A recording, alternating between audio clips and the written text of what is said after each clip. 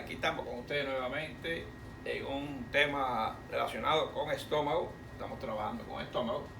En el día de hoy es un tema más suave, como les digo, ya no tiene esa presión de su relación con la inmunología, con la célula, la parte molecular celular, un poco más fuerte. Hoy es un tema más suave, vamos a hablar de la hernia hiatal y paraesofágica. Esta es un tema también para entrar un poco en los temas de hernias abdominales, pues cuando terminemos estómago pasaremos a ver lo relacionado con las hernias del abdomen, de la pared, hernia inguinal, hernias umbilicales, etc. Hoy dejaremos caer algunos conceptos importantes sobre hernia, porque vamos a entrar ya después que terminemos estómago, antes de pasar a duodeno prácticamente, vamos a ver algunos temas de hernia, de la pared. Y vamos a ver la hernia hiatal, las hernias parahiatales, porque fíjense, hernia hiatal y paraesofágica está relacionada con una hernia que se produce en el fondo gástrico hacia el tórax, pero no es hiatal, no es en relación con el hiato esofágico. Defectos del diafragma en general, hernias diafragmáticas congénitas. Ahí vamos a mencionar la hernia de Larry-Morgani y de His-Pogdalex.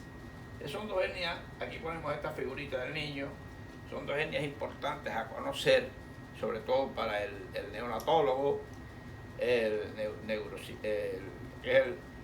cirujano pediatra, que maneja muy bien estos términos, porque imagínense el niño cuando está, y le doy este preámbulo para estimularlo a toda esta materia, todo esto interesante. El niño cuando está intraútero no necesita el oxígeno de los pulmones para vivir. Ustedes saben que le viene a través de la madre, del cordón umbilical. Por tanto, no importa que esas asas estén ahí en la edad fetal, no importa. El problema es si hay una hernia de este tipo que le he mencionado, las que vamos a ver el día de hoy. ¿Qué pasa? Que al salir el niño y comenzar, no le quiero explicar todo ahora de inicio, a respirar, y cambian las presiones intratorácicas, el contenido abdominal sube y se ubica en el tórax. Y ustedes saben que esta es una de las causas de asfixia del recién nacido. Hay muchas causas, pero bueno, esta es una de ellas, se las muestro. El tema es interesante, pero bueno, vamos a ceñirnos en el día de hoy a estómago. A esto, qué produce, por qué, cuáles son las consecuencias, por qué ese cuadro clínico de acidez, etcétera, y etcétera. Vamos a ver entonces. En el día de hoy los temas van a ser hablar un poco de las hernias en general, un tip sobre cargas pesadas y efectos en el ser humano, de lo que es inclusive la formación de hernias, etcétera. Por eso el tip viene muy bien. Presiones tórax y abdomen, revisión de la anatomía del diafragma, agujeros del diafragma, una revisión para ver por dónde se pueden producir esas hernias, concepto de hernia abdominal, patología del diafragma, hernias hiatal y paraesofágica, como era el título fundamental, cuadro clínico diagnóstico, tratamiento médico y alguna técnica quirúrgica que se hacen, siempre cambiando, que se hacen ya por vía endoscópica. Fueron abdomen abierto y ya se hace por vía endoscópica. Ok, vamos a seguir adelante. ¿Cuál sería el tip de hoy? El tip de hoy sería cargas pesadas, cuida tu columna vertebral. Ahí vemos dos personas cargando un mueble. Lógicamente imposible que ese mueble podía ser cargado con una sola persona sin que se produzcan lesiones, ya sea por ese aumento, esa carga pesada, ya sea en la columna vertebral, sus ligamentos, etcétera, y la posible formación de hernias discales. ¿Ok? Es importante este tip rápidamente. Forma correcta de levantar las cajas u objetos. Miren, aquí está un stop. Esto es incorrecto, esta posición.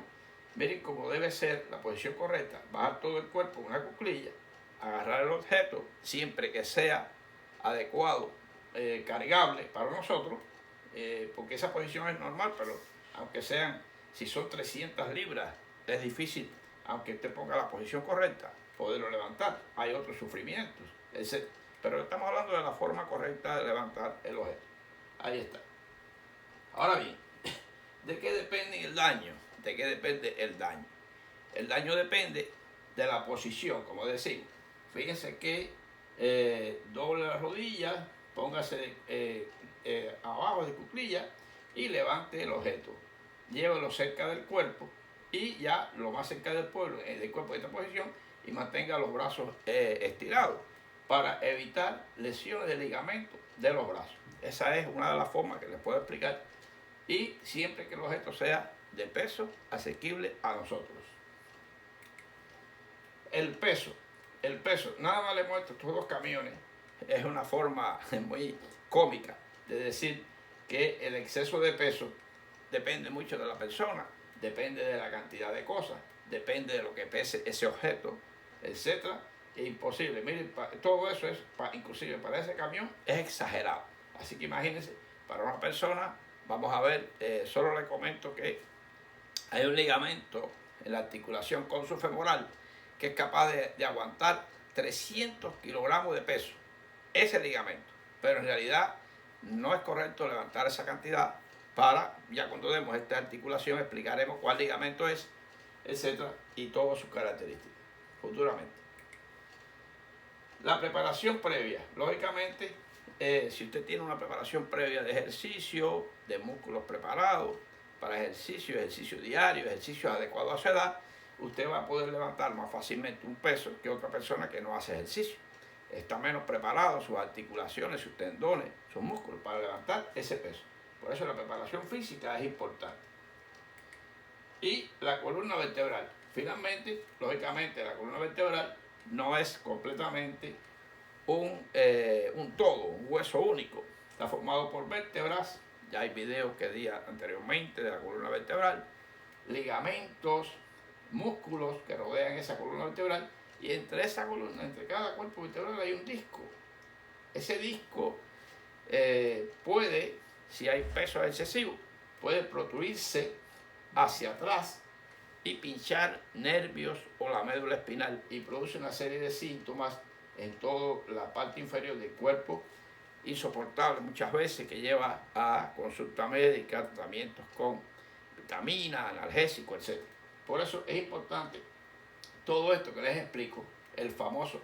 Fíjense que el dolor lumbar está entre las causas de consulta médica más frecuentes en Latinoamérica, por ejemplo.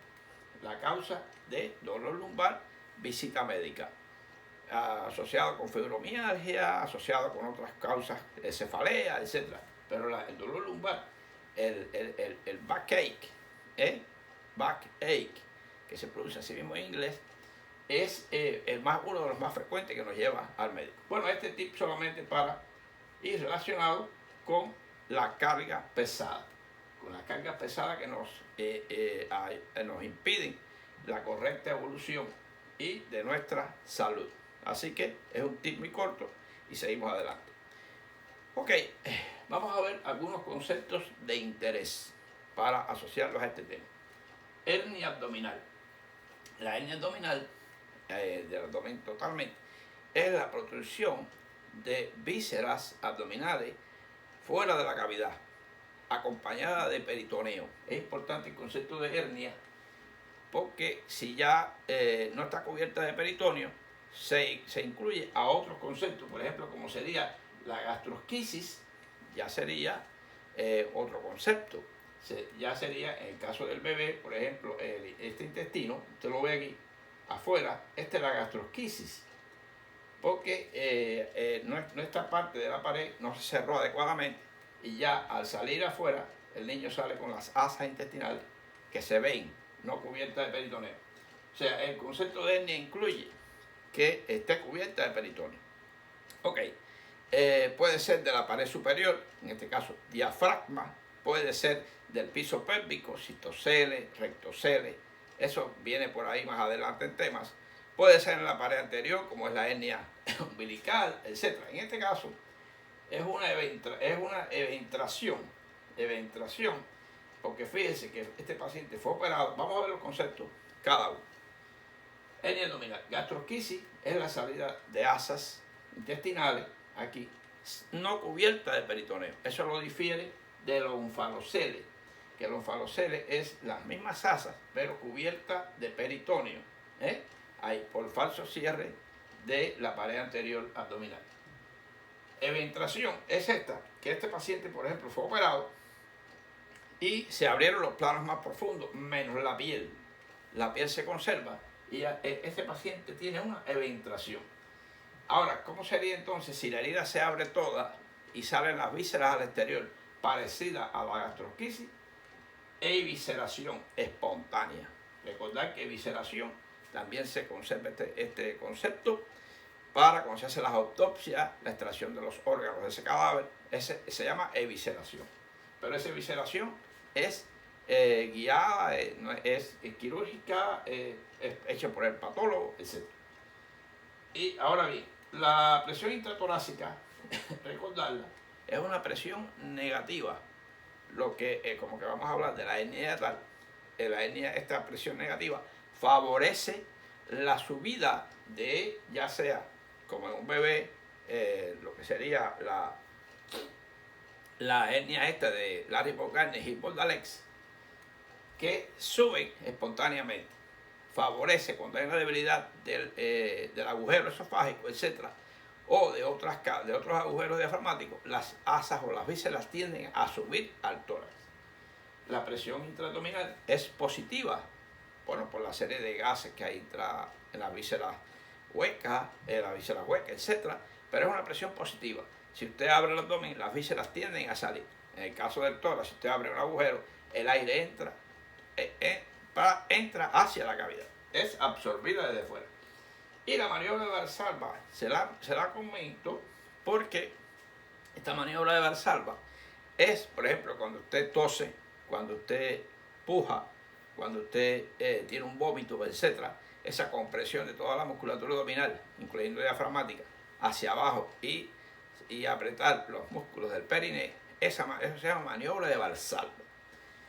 Y esta maniobra de Valsalva produce aumento de la salida en todos los agujeros naturales o artificiales de la pared abdominal, incluyendo el agujero esofágico, la hernia diafragmática o la hernia hiatal.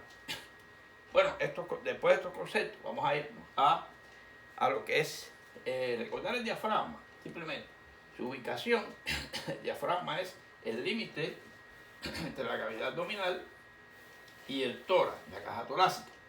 Una estructura muscular, como decimos, una estructura muscular de un área tendinosa, que es la que está ubicada formando los agujeros, por ejemplo, el agujero aórtico, el agujero esofágico, este que está aquí, a través del cual se produce, este es el hiato esofágico, por eso se llama hernia hiatal.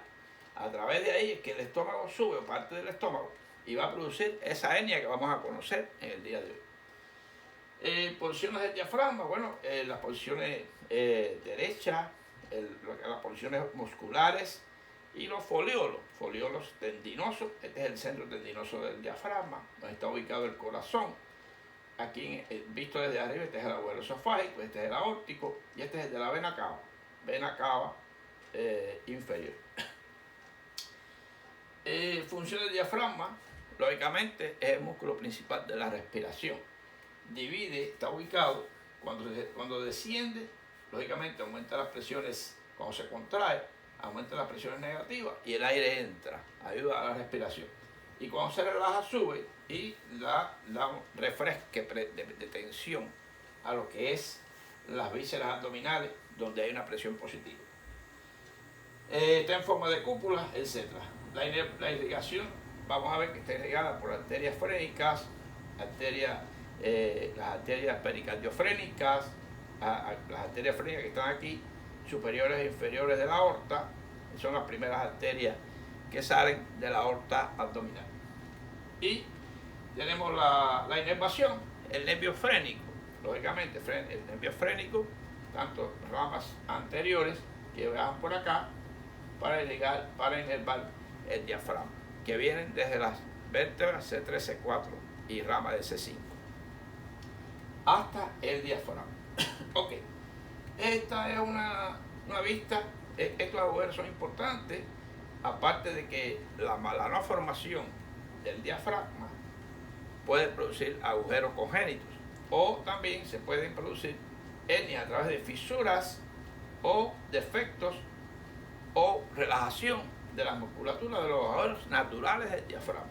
Sobre todo, y que vamos a hablar hoy, el hiato esofágico. Mírenlo aquí, el hiato esofágico. Aquí está el de la aorta, el hiato esofágico, etc. Un poquito más, aquí es esquemático, aquí es un poquito más natural.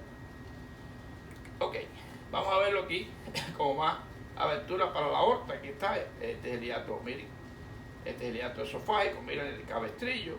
Hay un cabestrillo derecho.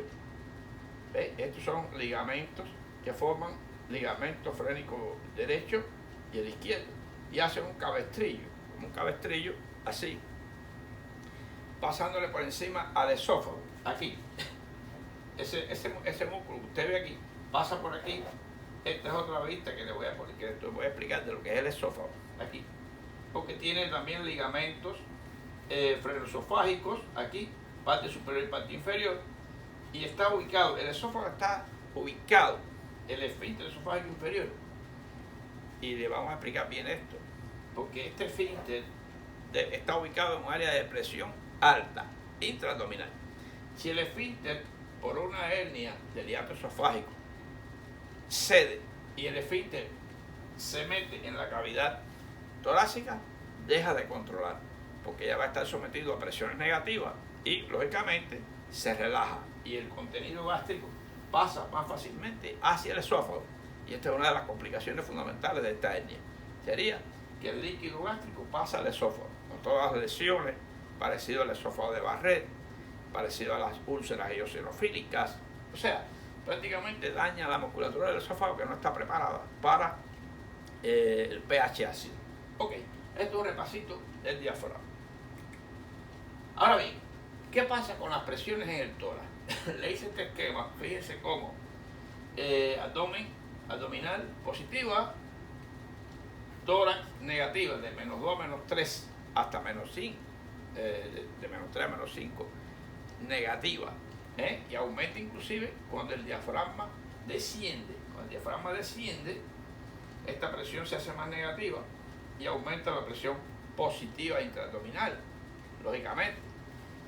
Aquí estaría aproximadamente el agujero, esquemáticamente, el agujero de la aorta y el agujero esofágico. Lógicamente, a través de ahí, si la presión es negativa, tiende a subir hacia arriba. Y la región inguinal y piso pélvico, le pongo esto acá, porque, lógicamente, al aumentar la presión abdominal, ligado a debilidades de la pared, pueden surgir, protruye a través de esa pared, inclusive hacia la región inguinal. Esta sería la región inguinal. Próximamente vamos a hablar de la región inguinal, de sus ligamentos, de sus tipos de hernias, hernias inguinal directa e indirecta. Todo eso lo vamos a hablar futuramente, poco a poco, referente a la cavidad abdominal que estamos hablando ahora en este momento. Fundamentalmente, estómago, ¿ok? Ubicándolo para ponerlo en contexto. Ok. ¿Qué es un diafragma en física? Un diafragma es, lógicamente, es algo que limita entre, por ejemplo, el diafragma de una bomba de agua, el diafragma de una cámara para controlar la entrada de luz, el diafragma del ojo, lo que es el iris, es un diafragma, la pupila se contrae, se dilata y entra más o menos luz.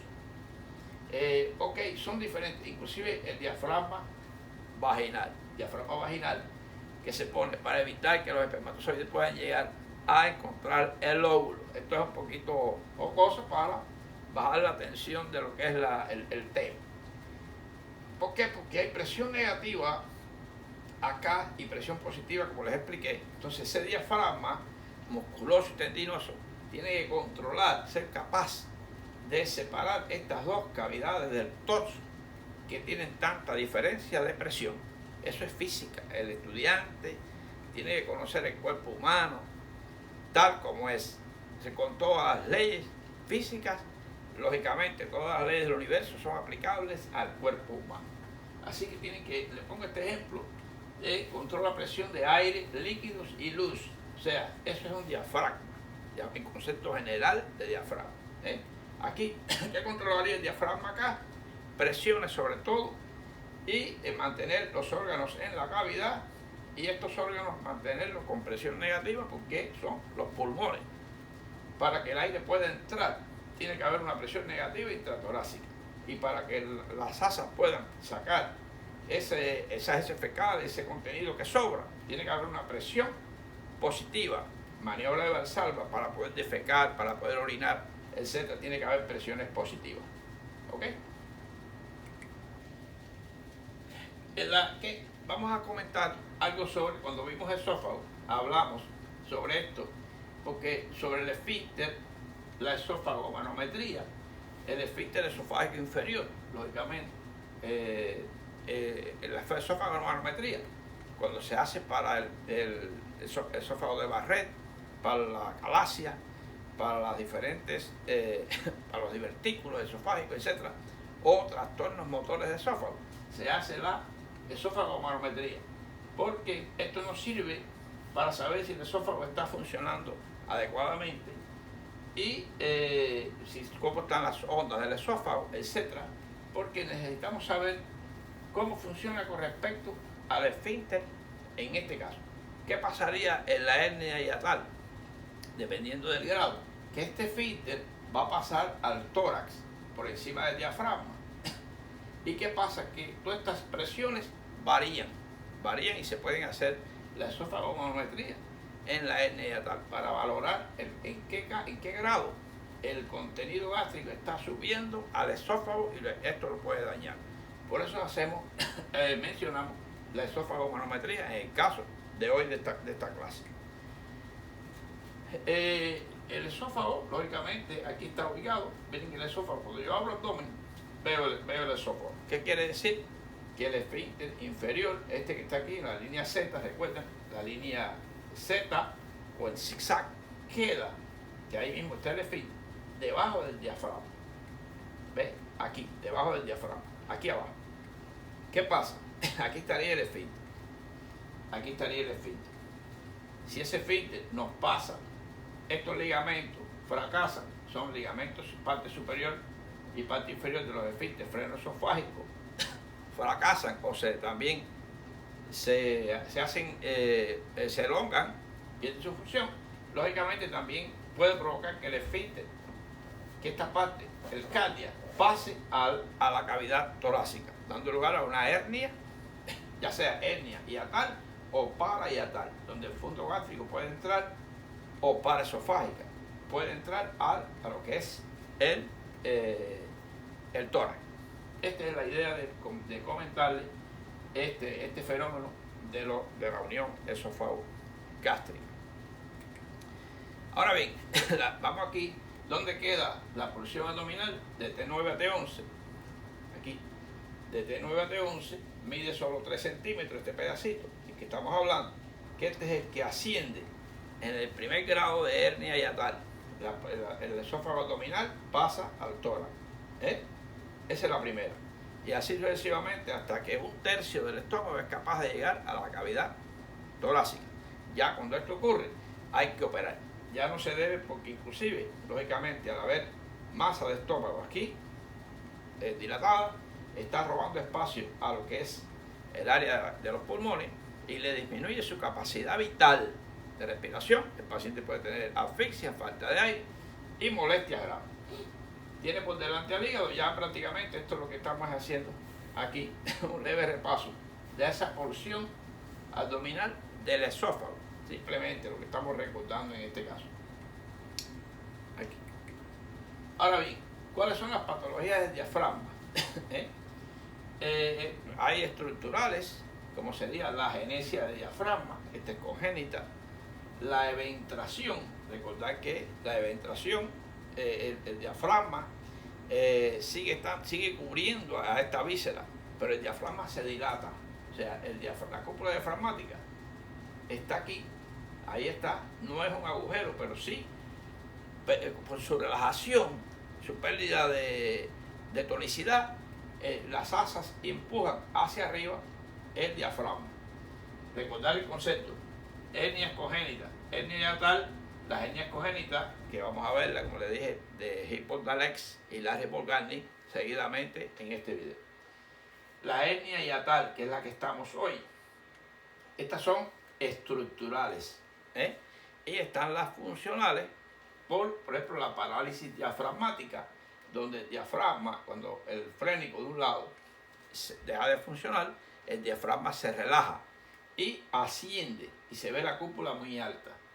Movimientos involuntarios y las infecciones, que serían los quistes hidatídicos, los abscesos subfrénicos y tumorales. Así que esta sería la patología general del diafragma. La mencionamos porque tiene relación directa con estas hernias o eventraciones o etcétera, o subida de contenido gástrico hacia la parte interna de la caja torácica, de la cavidad pericárdica y la cavidad de las pleuras, la cavidad pleural. La hernia diafragmática puede ser espontánea, como les decía, mira aquí, puede ser espontánea, hernia hiatal espontánea, hernia paraesofágica. Puede ser traumática, puede ser congénita, como les decimos, la mencionaremos hoy. Puede ser la congénita llamada de His-Bogdalek, que sería aquí, y Larry Morgagni. La de His-Bogdalek tiene relación con el ángulo de His. Recordar que, fíjense, para que tengan recursos mnemotécnicos, este ángulo aquí, este ángulo se llama ángulo de His. Ángulo de His. No se lo había mencionado. Entonces les ayuda a acordarse de que la hernia de His-Bogdalek tiene relación con la no formación adecuada congénitamente del agujero esofágico en esta zona. Y la hernia de Larry Morgagni, que sería la parte anterior. Fíjense que hay una zona del diafragma, que sería el agujero anterior del diafragma. Esta aquí, por donde pasan las arterias, estas que son la torácica interna, la vena arteria torácica interna, aquí adelante, aquí delante. Y la hernia de Larry Morgagni aquí. Estas son las dos hernias congénitas que presenta el niño, que puede presentar el niño al nacer. Hernia hiatal.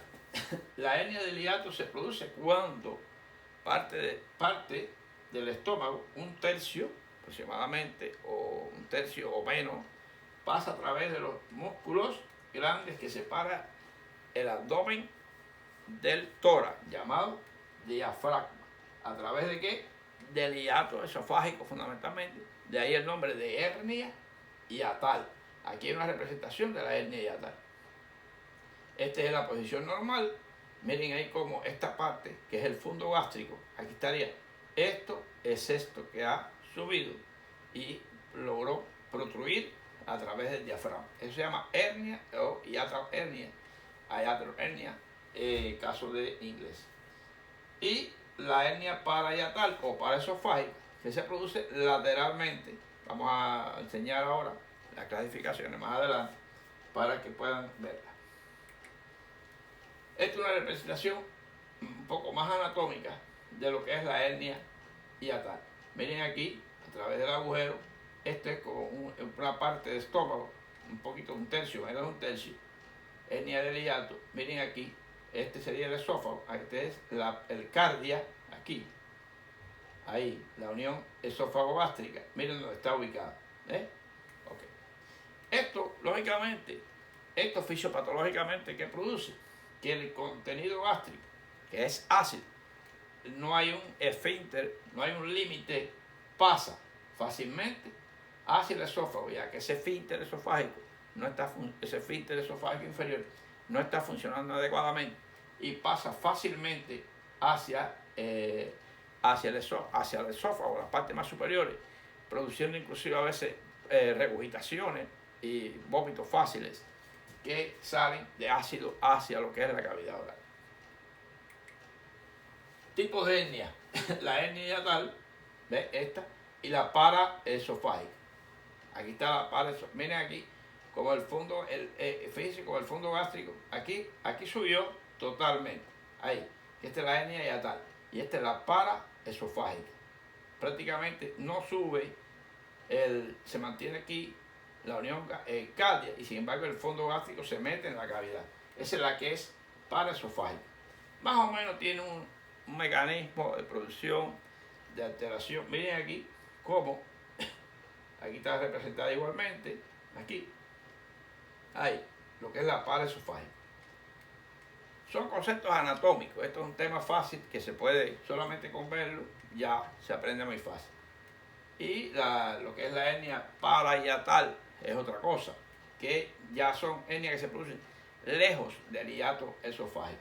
Por eso le pongo hiatal y paraesofágica, porque la parahiatal no es un concepto en sí de paraesofágica, es diferente. Aquí está, por ejemplo, esto es normal. Aquí sería, miren, la hernia tipo 1, ¿cómo sería la clasificación? Tipo 1, aquí está tipo 2, que incluye el esófago y el fondo gástrico. Y aquí la tipo 3, la hernia prácticamente mixta. Tanto el esfínter, miren aquí, vamos a ubicar aquí el esfínter. Aquí está la hernia normal, tipo 1, la que estábamos hablando hasta ahora. Aquí está la tipo 2, que sería el esfínter se mantiene un poquito aquí, que esta es como paraesofágica. Y la tipo 3, que es mixta, el esfínter, miren cómo está en el tórax y también el fondo gástrico. Esta es inmediatamente operable, es mixta. Tipo 3 es mixta, son los tipos de hernia hiatales que se conocen. Ahora, ¿cómo se hace el diagnóstico de una hernia? Lógicamente, por el cuadro clínico: acidez, pirosis, regurgitaciones, molestias al tragar. Se plantea, aquí no lo puse, pero hay una disfagia, sentido de disfagia. En realidad la disfagia es cuando hay unas molestias faringoesofágicas, quizás directamente, o dinofagia. Pero en este caso, la disfagia está relacionada porque todas esas molestias pueden llegar prácticamente a la cavidad oral y esófago superior. Molestias al tragar, que es la disfagia o dinofagia, sensación de quemazón retroesternal, casi una hernia diafragmática, una hernia tal. Es comparable el dolor muchas veces a un dolor precordial que ha llevado a personas a hacer electrocardiograma, porque puede confundir con una cardiopatía isquémica. Dolor de rayos X contrastado de esófago, donde ya se va a ver el estómago. En este caso sería una paraesofágica, o parte del estómago ya completo, más de un tercio. Sería como esto aquí un poquito más, ¿ven?, en la cavidad. Y el contrastado de esófago y la endoscopía. Los mecanismos endoscópicos, el desarrollo de la endoscopía, del diagnóstico por vía endoscópica, ha superado prácticamente al diagnóstico quirúrgico, al diagnóstico clínico, aunque la clínica no se debe abandonar. La semiología y la clínica son la madre del diagnóstico en la medicina, siguen siendo. Pero bueno, se hace eso. Aquí está, miren qué interesante, el esfínter estaría aquí. Esto es diafragma. Miren el estómago cómo subió, ascendió hacia la cavidad. Estas placas se las mostré anteriormente. Miren cómo parte ha subido aquí hacia el tórax. Quiere decir que esto, ahí se perdió el control completamente del reflujo de control del quimogástrico, y hay un reflujo gastroesofágico intenso. Esta patología hay que hacer el diagnóstico diferencial con el GERD, con el reflujo gastroesofágico, muy importante. Y les muestro esto porque es un tema más importante de estómago que no podemos olvidar. En el recién nacido puede ser congénita por el agujero diafragmático, por ejemplo, hernia de His-Podalec.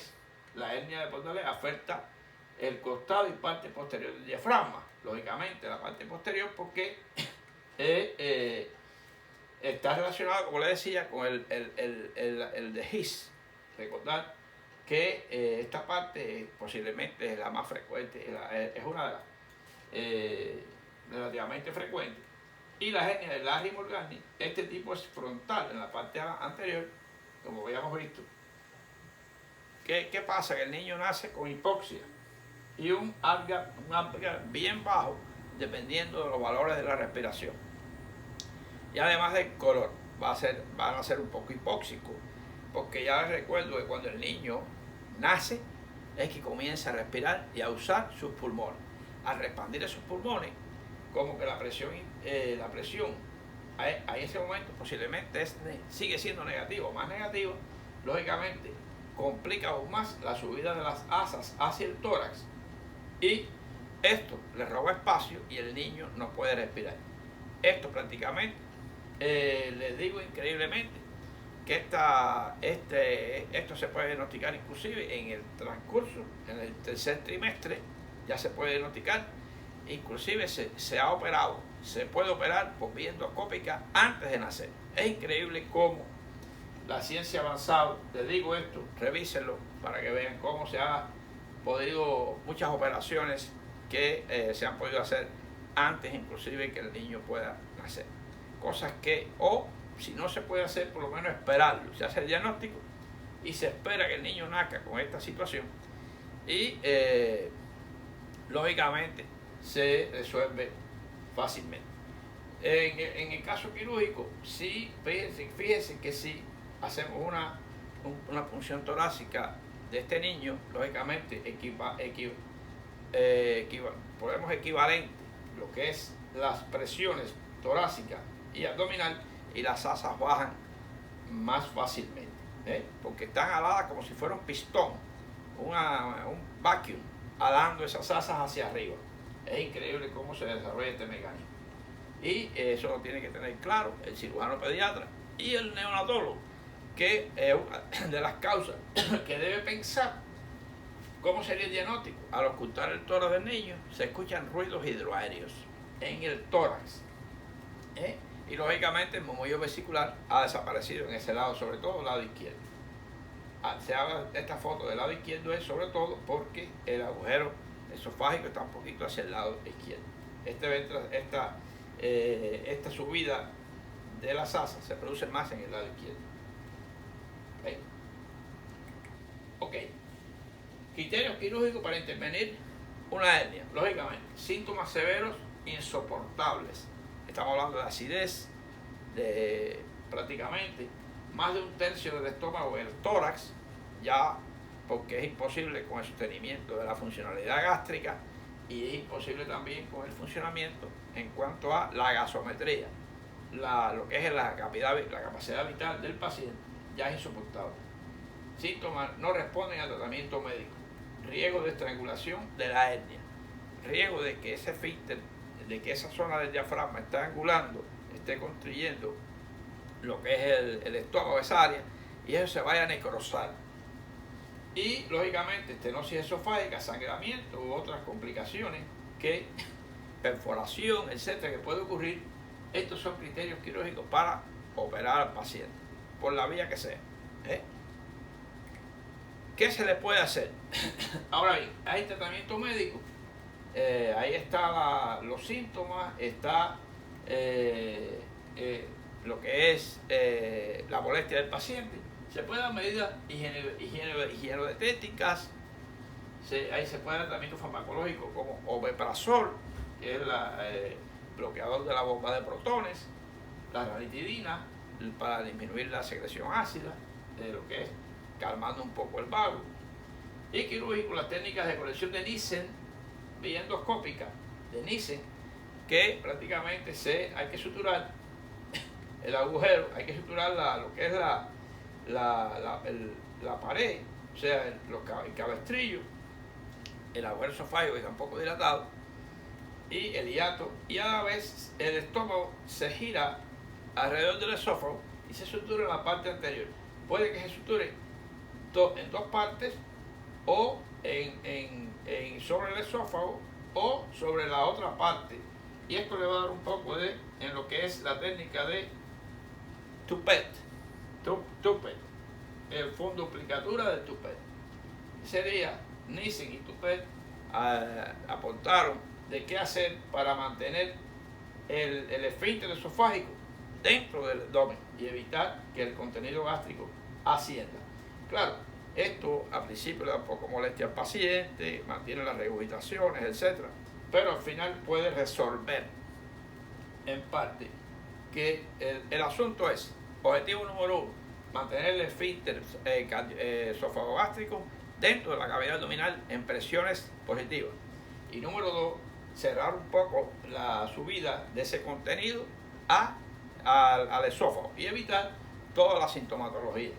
Y número 3, mantener el estómago dentro de la cavidad abdominal, dentro de lo que es debajo del diafragma, para que no robe espacio en la cavidad, en lo que es la cavidad torácica, la cavidad pleural, y no robe capacidad de respiración del paciente. Bueno, pues espero haberlos inquietado, con esta patología. Es una patología más de estómago. Rebuscaremos a ver qué nos queda por ahí antes de pasar, como les había prometido al principio, a diferentes hernias abdominales, o pasaríamos a duodeno y más adelante hablamos de las hernias. Depende, no hay problema. Pueden escribirme solicitándome si quieren seguir un poco más con hernia o seguir con el tubo digestivo hacia abajo. Hice este stop en este momento y estoy hablando de hernia porque hablé de la hernia y atrás la palabra hernia. Para seguir con ella tendríamos que hablar de otras hernias de la pared y del piso pélvico y lumbar también, hay de la pared posterior. Entonces nada, me despido de ustedes sin antes no dejar de solicitarles que se suscriban, que le den a la campanita. El famoso cuento que todo el mundo le cae a la gente que se suscribe, que le den a la campanita. Yo no. El que quiera seguirme sabe cómo seguirme. Ya se lo he explicado en videos anteriores infinitamente. Y también sabe cómo ayudarme con los Super San y miembros del canal. Si lo desean pueden hacerlo y con gusto, humildemente, lo aceptaría. Necesitamos ayuda para poder dedicar más tiempo al canal. Ustedes ven que me distancio un poquito de video de otro porque tengo que hacer otras actividades para poder subsistir. Si pudiera ponerle más tiempo al canal, con gusto, prácticamente haría un video casi todos los días. Es imposible para mí porque hay que hacer otras actividades y el tiempo es oro. Así que nada, le recalco con esta pequeña frase: la mejor forma de predecir el futuro es crearlo. El futuro va a llegar como quiera. Su futuro, usted lo puede preparar o no. Usted va a tener un futuro. Un futuro está ahí. No sabemos exactamente, no somos clarividentes para saber qué nos va a pasar en el futuro.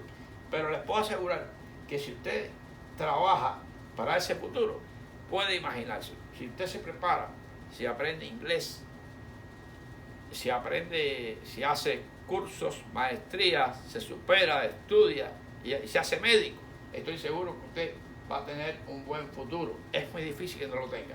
¿Qué ha hecho usted? Lo ha creado. Futuro todos vamos a tener porque el tiempo no para, cada vez más.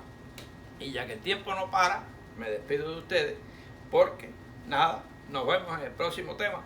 Ahí valoro, voy a esperar algunos comentarios de ustedes para ver qué quieren, qué tema quieren que siga de los que yo les expliqué, o si seguimos para duodeno o alguna otra patología de estómago.